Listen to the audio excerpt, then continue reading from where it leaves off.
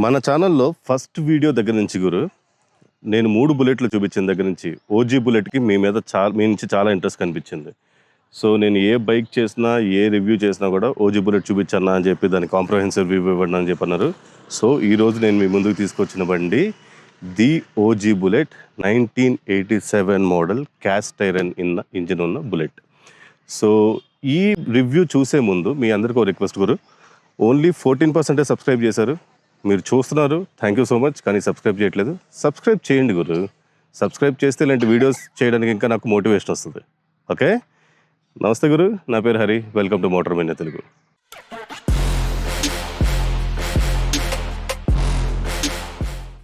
గురు, మార్కెట్లో modern machines take over చేసిన ఈ రోజుల్లో ఎస్పెషల్లీ రాయల్ ఎన్ఫీల్డ్లోనే మనకి wide variety of products, wide రేంజెస్లో, ఇంజన్ కెపాసిటీల్లో అండ్ ఈవీస్ కూడా లాంచ్ చేస్తున్న రోజుల్లో ఇంకా ఈ ఓల్డ్ బుల్లెట్, వింటేజ్ బుల్లెట్కి రెలవెన్స్ ఏంటిది అంటే, సో బేసిక్గా అందరు ఎంతూజియాస్టులు కారు రైడింగ్ చేసే వాళ్ళందరూ, అందరు ఎంతూజియాస్టులకి మోడర్న్ మెషిన్స్ నచ్చవు.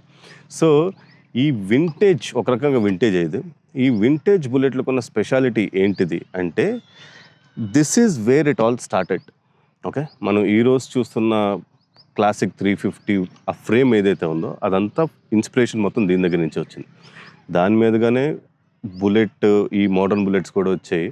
బట్ మీకు the original thump, Royal Enfield thump ఏదైతే long stroke engine thump feel అవ్వాలో అది మీకు ఈ బుల్లెట్లోనే, ఈ క్యాస్ట్ ఐరన్ బుల్లెట్లోనే మీకు ఇంకా ఆ ఫీల్ ఉంటుంది థంప్. ఇది బేసిక్గా ఇది క్యాస్ట్ ఐరన్ ఇంజన్ గురు. క్యాస్ట్ ఐరన్ ఇంజన్ ఏంటిది అని చెప్పి నేను దాని నుంచి చాలాసార్లు చెప్పాను. ఇది 350cc ఇంజనే. బట్ ఈ ఇంజన్ బ్లాక్ ఏదైతే ఉందో ఇది మీకు ఎయిర్ కూల్డ్ ఇంజన్ బ్లాక్ అయినా కూడా దీనిలోనే మీకు క్లచ్ సిస్టమ్, గేరింగ్ మొత్తం అన్నీ కూడా ఒకే దగ్గర ఉంటాయి. అండ్ ఇదంతా యాక్చువల్ క్యాస్ట్ ఐరన్ కేసింగ్ ఇది. So the name cast iron engine. Actually engine weight చాలా ఎక్కువ ఉంటుంది. చాలామంది దీన్ని 13 kgs ఆర్ 18 kgs ఉంటుంది ఇంజన్ బ్లాక్ వెయిట్ అంటారు, కానీ బట్ జనరల్లీ బిట్వీన్ 10 to 14 ఉంటుంది. అండ్ ఈ పర్టిక్యులర్ మోడల్కి ఉన్న స్పెషాలిటీ ఏంటి అంటే, ఇది B2 model, 1987 B2 model bullet. And box mudguard. ఇది ఎందుకు బాక్స్ మడ్గార్డ్ అంటే, ఇది జనరల్ కర్వీ ఇది ఉన్నా కూడా ఇది వరకు రోజుల్లో ఇక్కడ కొంతమంది స్టిక్కరింగ్ కూడా, అంటే మన నెంబర్ ప్లేట్ కూడా ఇక్కడే వేసుకునేవాళ్ళు, రిజిస్ట్రేషన్ నెంబర్ ప్లేట్స్ అవన్నీ. And as usual Royal Enfield's Bullet speciality, అప్పుడు ట్యూబ్ టైర్స్ వచ్చాయి, ఇప్పుడు బుల్లెట్లో కూడా ట్యూబ్ టైర్స్ ఉన్నాయి. But only drum brakes. అప్పుడులో డిస్క్ కాన్సెప్ట్ అనేది తెలియలేదు. సో ఈ పర్టికులర్ బుల్లెట్లలో, క్యాస్ట్ ఐరన్ బుల్లెట్లో మీకున్న స్పెషాలిటీ ఏంటిది అంటే, ఇది వరకు చాలామంది ఎందుకు ఈ బుల్లెట్లు వాడడానికి ఒక స్టేటస్ సింబల్ అనుకునేవాళ్ళు అంటే, అందరూ యూజ్ చేసేంత ఈజీ కాదు ఈ బుల్లెట్ డ్రైవ్ చేయడం అనేది. ఎందుకంటే దీనికి left side break, right side gear system. So మనకి రెగ్యులర్ మోటార్ మెషిన్స్ లాగా left side gearing, right side breaking కాదు. ఇది different, left side breaking and right side gearing. So ఇది యాజ్ యూజువల్ ఇది బుల్లెట్ కాబట్టి దీనికి మెటల్ ఎంబ్లెమ్స్ అనేవి అయితే ఉన్నాయి. ఇది పాత రాయల్ ఎన్ఫీల్డ్ లోగో. కొత్త రాయల్ ఎన్ఫీల్డ్కి ఈ పక్కన LND రెండు కలిసిపోయినట్టు ఉంటుంది. అండ్ ఇది క్యాస్ట్ ఐరన్ బ్లాక్ కాబట్టి సో దీనిలో గవర్నర్ ఉంటుంది అండ్ కార్బొరేటెడ్ ఇంజన్. అండ్ ఇది మీకు మీ చోక్ ఇంజన్ స్టార్ట్ చేయడానికి. దీనిలో స్పెషాలిటీ ఏంటిది అంటే, మీరు ఒకసారి ఈ ఇన్స్ట్రుమెంట్ కన్సోల్ చూడండి. ఈ సెంటర్ కన్సోల్, ఇన్స్ట్రుమెంట్ కన్సోల్లో మీకు చాలా సింపుల్. ఓకే, సో మీకు ఇది మోడ్రన్ మెషిన్స్కి వచ్చేలాగానే ఇది రెగ్యులర్ మన స్పీడోమీటర్, దానిలోనే మీకు ఓడో కూడా ఉంది. దాంతోపాటు ఇది హెడ్ లైట్ది ఆన్, లో అండ్ హై, ఆఫ్, ఇది ఆన్ చేసుకోవడానికి. ఇది పాత రోజులు, ఇప్పుడు ఈ పర్టికులర్ వెహికల్ అయితే పనిచేయట్లేదు. ఇది amp meter. Based on the kind of మీకున్న బ్యాటరీ లెవెల్స్ బట్టి ఇది మైనస్లో ప్లస్లోనూ ఉంటుంది. మీరు మధ్యలో కానీ ప్లస్లో కానీ ఉన్నప్పుడు దీన్ని స్టార్ట్ చేయాలి. లేకపోతే కనుక ఇంజన్ ప్రాపర్గా డీకంప్రెస్ అవ్వక ఇది కిక్ రివర్స్ కొడుతుంది. అండ్ బుల్లెట్ కిక్ రివర్స్ అనేది చాలా దారుణంగా ఉంటుంది. సో ఒకసారి మన ముందు జనరేషన్ వాళ్ళు అడగండి బుల్లెట్ రివర్స్ ఎంత దారుణంగా ఉంటుందో. అండ్ సేమ్ ఇది మీ regular gear lever and kick rod. దీంతో పాటుగా ఇది న్యూట్రల్ ఫైండర్. నేను లాస్ట్ వీడియోలో కూడా మీకు చెప్పాను, ఈ పర్టికులర్ స్పోక్ అనేది ఇది న్యూట్రల్ ఫైండర్. మీరు ఎనీ గేర్లో ఉన్నా కూడా జస్ట్ ఈ న్యూట్రల్ ఫైండర్ని కనుక ప్రెస్ చేస్తే అది మీ బండి రెగ్యులర్గా న్యూట్రల్లోకి వెళ్ళిపోతుంది. అండ్ సీట్ కూడా ఇప్పుడు మనం ఈ మధ్య ఫేస్ లిఫ్ట్ బుల్లెట్స్లో వచ్చిన సీటే ఇది, single seat which is very comfortable for the family. And suspensions కూడా రెగ్యులర్ సస్పెన్షన్స్, అండ్ మీకు వెనకాల boxy type of design for the tail light and you know me number ప్లేట్కి బాక్సీ డిజైన్. ఒక్కసారి మీకు ఈ పర్టిక్యులర్ బుల్లెట్ అంటే ఓల్డ్ బుల్లెట్ థంప్ అనేది ఎలా, ద నోటోరియస్ థంప్ అనేది నేను మీకు ఒకసారి మీకు వినిపిస్తాను ఇంజన్ స్టార్ట్ చేసి. సో ఇది డీకంప్రెస్ చేద్దాం. ఫస్ట్ ఇంజన్ని ప్రాపర్గా డీకంప్రెస్ అయిన తర్వాతే కొట్టాలి కిక్. యా, ఒక్కసారి ఇది థంప్, బుల్లెట్ థంప్ అంటే. ఇప్పుడు మోడర్న్ బుల్లెట్స్ ఇంక్లూడింగ్ నా బుల్లెట్, కొత్త బుల్లెట్తో కూడా ఇంత మీకు థంప్ అనేది రాదు. అండ్ ఇది మీరు నార్మల్గా పెద్ద స్పీడ్ వెళ్ళిపోవడానికి కాదు, అరౌండ్ 40 to 50 or 60 ఆ రోజుల్లో కండిషన్స్ అవే యూజ్ అయ్యేవి కాబట్టి. సో దానిలో వెళ్తున్నప్పుడు you should enjoy the thumb. అంతేగాని నాట్ లైక్ మోడర్న్ మషిన్స్ దాన్ని ఏదో రేజ్ చేసేసి ప్యూర్ అవుట్ రైట్ పర్ఫార్మెన్స్ అయితే మీరు ఎక్స్పెక్ట్ చేయలేరు, because this is a long stroke engine. And ఇప్పుడు getting back to the point, mileage గురించి ఆలోచించేటట్టయితే ఇలాంటి వింటేజ్ మోడల్స్ మనం ప్రిజర్వ్ చేసుకోవడం కూడా అనవసరం. Around 18 to 21 in city. Long వెళ్ళడం అనేది కొంచెం రిస్కే ఈ రోజు వాళ్ళ ఉన్న కండిషన్స్లో, ఎందుకంటే 2 డ్రమ్ బ్రేక్స్, డిస్కులు కాదు కాబట్టి.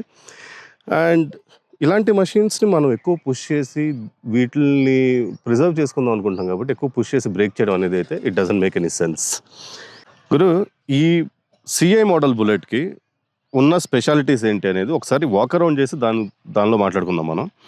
ఇప్పుడు మన main engine block gearing system దగ్గరికి వస్తే, ఈ గేరింగ్ సిస్టమ్ ఇది 4 స్పీడ్ గేర్, ఇది గేర్ బాక్స్.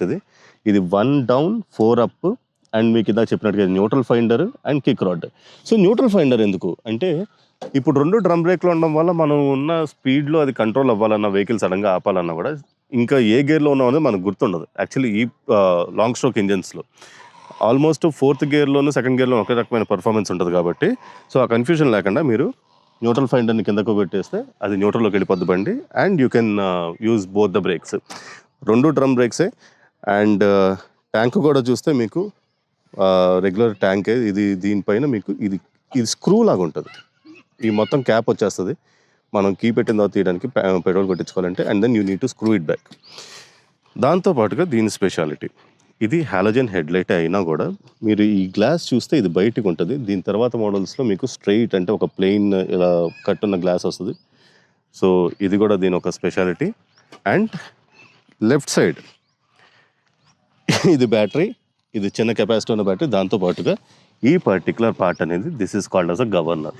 మీకు ఆర్పిఎం, మీ స్పీడ్ బట్టి ఆర్పిఎం, దాంతోపాటుగా మీకు రావాల్సిన ఇంజన్కి వెళ్ళాల్సిన పవర్ అనేది మేజర్లీ ఇక్కడి నుంచి మీకు కంట్రోల్ అవుతూ ఉంటుంది గవర్నర్ నుంచి. అండ్ స్టాండ్ కూడా కొంచెం డిఫరెంట్గా ఉంటుంది దీన్ని, సైడ్ స్టాండ్ కానీ సెంటర్ స్టాండ్ అయితే మీకు ఇక్కడ కనిపిస్తుందో లేదు కానీ, so stand regularly different from the regular మన మోటార్ మెషిన్స్తో చూస్తే చాలా డిఫరెంట్గా ఉంటుంది. అండ్ దీని స్టాండ్స్ ఎస్పెషల్లీ ఎందుకు ఇంత జనాలు పిచ్చెక్కిపోయాడు అంటే, రాయల్ ఎన్ఫీల్డ్ ఈజ్ రాయల్ అనేది ఈ స్టాండ్స్. ఈ మీకున్న ఈ మన ఎగ్జాస్ట్ ఏదైతే సైలెన్సర్ ఉందో అది కూడా సీబెండ్ సైలెన్సర్, రెగ్యులర్గా వచ్చే సైలెన్సర్స్ కాదు, ఇది పాత సైలెన్సర్.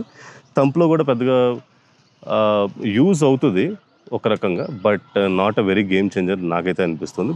ఏదన్నా మీకు ఏదైనా వేరే ఒపీనియన్ ఉంటే మీరు కమెంట్స్లో చెప్పండి. అండ్ స్టాండ్స్ కూడా బాగుంది గురు. ఓవరాల్గా I think weight should be around మన ఒక 180 to 190 kgs ఉంటుంది అనుకుంటున్నాను నేను ఇది. అండ్ దీనికి మేజర్ వెయిట్ వచ్చేసి ఇంజన్ బ్లాకే. నేను మీకు ఇందాక చెప్పినట్టు 10 to 14 kgs ఇంజన్ బ్లాక్ ఉంటుంది కాబట్టి, ఈ ఓవరాల్గా చూస్తే it is a very good bike. వింటేజ్కి డెఫినెట్లీ ఇది వింటేజ్ బైక్కి అనే దాన్ని జస్టిఫై చేస్తుంది, వింటేజ్ మన టర్మ్ని. సో ఎలాగ రెలవెంట్ ఈ పాత మోడల్స్ అనేది అంటే, ఒక రైడింగ్ ప్యాషన్ అనేది చచ్చిపోతుంది ఈ జనరేషన్లో. Especially people are tending more, అంటే వాళ్ళ leaning more towards the regular machines. అంతా మాకు కంఫర్ట్ కావాలి, సెల్ఫ్ స్టార్టర్ కావాలి, అండ్ దాంతోపాటుగా మాకు అలాయ్ వీల్స్ కావాలి. దాంతో కన్నా కూడా if you want to know and experience the pure joy of motoring, so you need to ride a vintage or drive a vintage vehicle అని నా ఒపీనియన్. ఎందుకంటే that is where kids and men వీళ్ళిద్దరి మధ్యలో differentiation ఉంటుంది. So నాకైతే personally I love riding this bike, especially at nights ఎప్పుడైతే రోడ్లు ఖాళీగా ఉంటాయి.